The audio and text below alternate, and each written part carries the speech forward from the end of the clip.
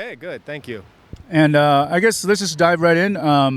What do you like? What's one thing you think is going well in America's day to day, and what's one thing that you think needs to change?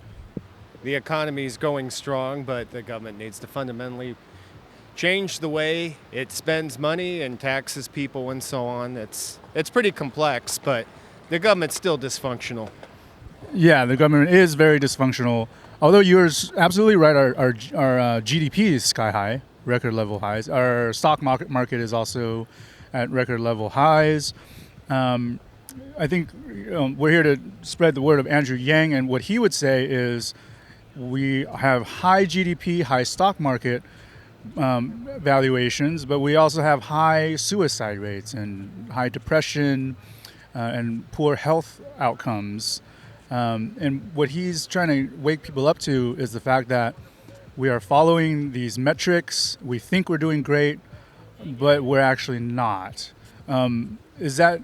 Do you feel that I that's feel like I've something? done better than any time in my life at this point, but I know a lot of people who haven't.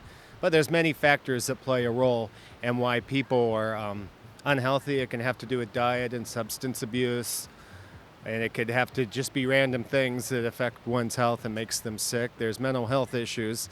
Costs a lot to get good mental health in this country. That's why you see crazy homeless people when you go out and there's not much to do to help them because it's a bureaucracy. The system is there's no way to effectively treat people who are mentally insane and don't have good insurance and don't have wealth or money.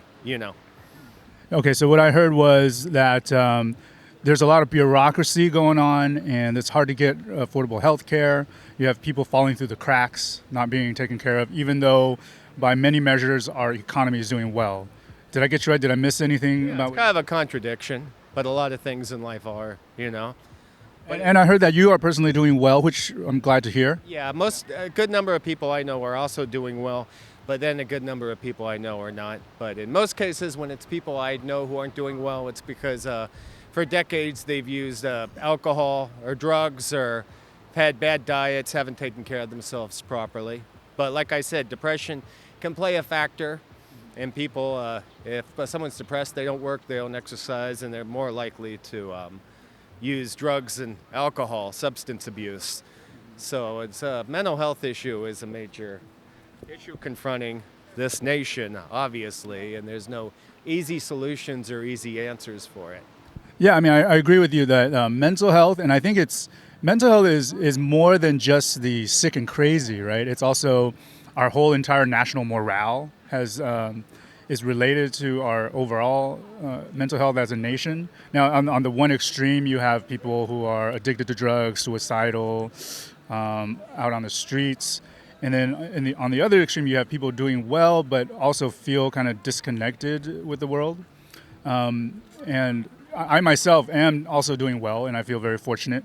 I also have friends who are not. And for me, it's like I want to help them, but I also, it's kind of like a conflict of values in a sense like I don't want to, like, caretake them and take away their own sovereignty and responsibility that they have for themselves. So as an individual, I find that while I want to help, I don't really see many ways in which I can as an individual. I feel the same way. There's only so much you can do to help people, unless you're super rich, and I'm not super rich, so I'm doing well, but I don't have enough. I don't have enough money to be paying for people's hospital bills or paying for them to see doctors or anything like that. And the interesting thing is, I read a study that showed that um, economic inequality makes people unhappy, and it makes even the people at the top unhappy. And I feel that personally because I am somewhat towards the top of the curve, but I don't like seeing my friends floundering at all. Like that doesn't make me happy at all. And I would much rather that they be doing well too.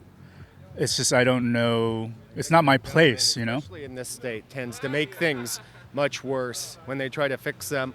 like they recently enacted rent control in this state, but it doesn't take effect for a few months. So there's a massive evictions going out now because landlords want to get rid of the tenants they have now and get in new tenants they can charge any amount to. So, when the government, especially in this state, tries to fix problems, it just makes them worse. Yeah, a lot of times that does happen. Yeah, I think it's because we have entrenched leadership. Our leadership, they're beholden to a lot of interests that aren't directly the interests of the well-being of the people. And they try to make it seem like they're for the interests of the people, but they're for the interest of lobbyists and special interests, bankers and billionaires and these environmental interest groups that don't necessarily want to help the environment, but just want to create an anti-competitive environment that's not fair, so. Yeah, there's dysfunction all over, whether well-meaning or selfish. I think that's why Trump's the president, too. I think the dysfunction, people just got fed up with it under Bush and Obama, So they said, to hell with it. I'm going to vote for this guy, even though he's an asshole, because he wants to induce some kind of change, So okay. It's kind of an irony that someone like Trump could be the president because of that, And I think that plays a large factor in why somebody would vote for a billionaire who one would think, well, this guy doesn't care about me. But Trump's success is in making regular people, most of them white people, of course, believe that he cares about them. That's something Romney and McCain couldn't do. And ultimately, Obama and Bush definitely failed at that. And he makes regular people, not all regular people, but a good number of regular people, feel like he cares about them. Agreed. Yeah, he's a feel-good president for a specific demographic. That's for sure. I'm wondering, have you heard of Andrew Yang, and what are your thoughts so far? Debates. I've seen him in the debates. Okay, and is that all you? Intelligent, smart guy. I don't know that much about him. Just that he wants to give everybody $1,000 a month. I like to have $1,000 a month. I buy a good health plan with it. But I don't know though. A lot of people would say it would create more inequality because wouldn't everybody get $1,000 a month? Yes. Well, isn't it unfair that some guy who's sleeping on the sidewalk gets $1,000 a month, but some guy who has a nice house like me gets $1,000 a month? They're gonna start bitching and complaining, saying, "Well, the guy that's impoverished is getting $1,000 a month, but so is the guy who's doing well, and so is the guy who's a billionaire." Yeah. That's not fair. Wow, she has a math hat. Wow. We're growing in numbers. Yeah. No, I hear you. And would you mind if I give a response to that? That I think Andrew Yang would also agree with. Would you like to hear it? Yes. Okay. Yeah. So it's the wealthy also get $1,000 a month. Yes. And if you we think about taxation, and when we think about taxation, we're worried about what percentage of your income is going to taxes, right? And so we have like a progressive tax plan where the more income you make, the higher percentage you pay in. Now, if you think about it on the other end, if on the payout side, $1,000 a month would mean a lot to somebody living in poverty, right? Yeah, but it might not mean, right? For somebody who's barely getting by, it is a game changer. Very costly to live. For somebody, say, if they're making even $20 or $30 an hour in this state, they're probably barely getting by with rents as high as they are in this state. So it would help out tremendously. The working poor, it would help definitely. So specifically to your concern about why give the wealthy $1,000 a month too? I'm just saying that it opens a can of worms. People who complain about inequality now are going to complain about it then, because everybody's got to get $1,000 a month. Doesn't somebody who's hooked on drugs and sleeps on the sidewalk deserve more than $1,000 if a guy who's rich is getting $1,000? You see what I'm saying? It just opens a can of worms. I'd love to get $1,000. I'd have a better health plan with $1,000.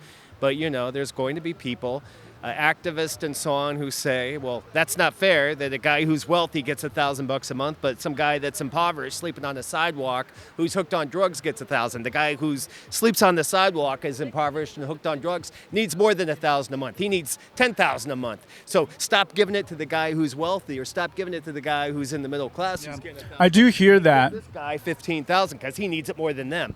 I do hear that every now and then, although it's not as common as you would think. That's something that's going to happen, though. If everybody gets $1,000 a month, people are going to start complaining, saying $1,000 a month is not enough to live on, and so on, And the rich guy's getting it, but the poor guy's. Well, and the point is that it's not supposed to be enough to thrive on. It's supposed to be enough to meet basic needs, and basic needs is more or less the same for every person. Like for a rich person, for a poor person, the difference is in how much luxury you can live in. But in terms of meeting everybody's basic needs, every human being has similar basic needs, right? So, I mean, that's the spirit of the UBI is a basic income. Well, it So got that's what voted I would out say in to people. Switzerland. There was a vote on it in Switzerland. I guess everybody there's rich enough to, not need it, but I think they have implemented it to a small degree. Maybe in Finland and Norway and Sweden, some Scandinavian countries, they've implemented it at a small scale. I think they're doing it in, is it Stockton or Oakland right now, actually, on a smaller sample set. And it tends to, I think it was going pretty well. Like people have been spending it on staples and basically what they normally would spend on. So basically, they're necessities. An estimate for how much it would cost to give everyone in this country. It's 18 and up, right? And they have to be a legal citizen.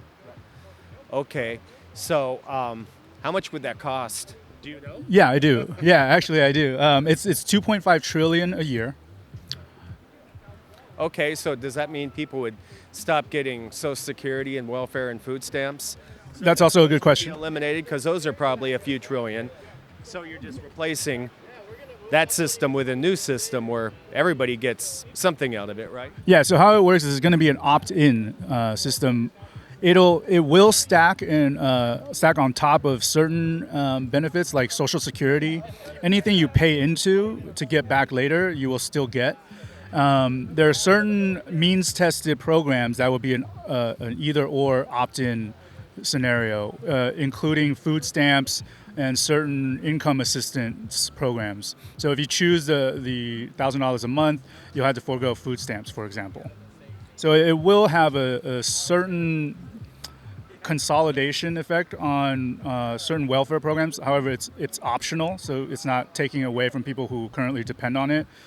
And it's for most people, they're going to want the $1,000 a month because it's our current welfare system. You have to qualify for it. There's usually a time limit. You have to apply and go through a lot of times demeaning application processes. So on the one hand, this UBI will help people meet basic needs such that they won't need that type of welfare system, which is frankly quite inefficient. There's a lot of bureaucracy involved. And the good thing about UBI being universal, so even rich people get it, so that you don't need a huge bureaucracy deciding whether or not somebody qualifies or not. Okay, I see what you're saying then. I think technology plays a role in poverty in this country too, because when there's increased productivity, obviously, there's a lot less jobs. Not so much in labor, but in other fields and so on. And that's the whole point of this policy, and for Yang's campaign is he is the technologist of the group, and as a technology, he knows we're automating away 30% of all jobs in the next 10 years, and in a time frame of 50 to 90 years, it's more like 95% of all jobs are going to be automated. So, and as automation happens, these big corporations are reaping the benefits, not paying much tax, and the average American's getting left out.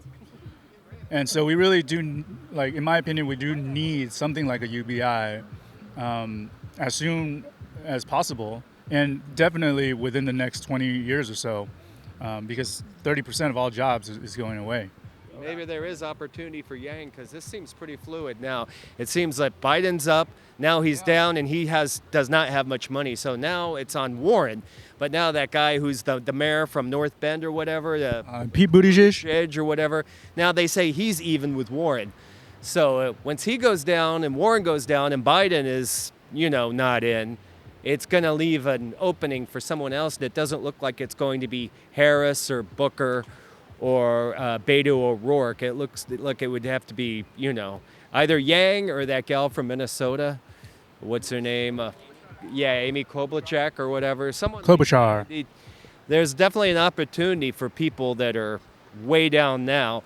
If Buttigieg and Warren and Biden drop, that creates an opening. It creates a void for someone else to move into. There's a lot of action in the race. They have to be aggressive and get their ideas out, because if they don't get their ideas out, that's not going to happen. That's why we out here with our math hats.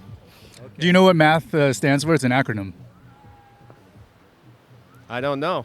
It stands for Make America Think Harder. Oh, okay. Okay, well, that sounds good. Not bad, right? Thank you, yes. And this sticker right here, Humanity First, is one of his campaign hashtags. Okay, all right. And he's got another zinger, which is not left. He's not left. He's not right. It's about going forward. I like the idea of someone who's not a politician. I think Trump has set the standard for that, even though he's abrasive and he tends to offend a lot of people. He's kind of like a bull in a china shop, right? Yeah. But I think to have somebody who's a businessman or somebody who's not a politician, I think that would be a good thing, especially, if they have a good temperament. Yes, totally agree. Yeah, keep your eye out for Yang. It's exciting to see. All right, well, thanks. All right, thank you. Thank you a lot. That was good, man. That was really good. Great conversation. Immaculate conception with the weapon, emitting mind-boggling forms to mental sections. Beats is cooked, bass burning like it's lava, throwing shit together more iller than MacGyver. I never tire, spirit live like a wire. I came to let you know fantasies burn like desires. Before I go on this mic, I show pity. Coast to coast, I whirlwind through cities.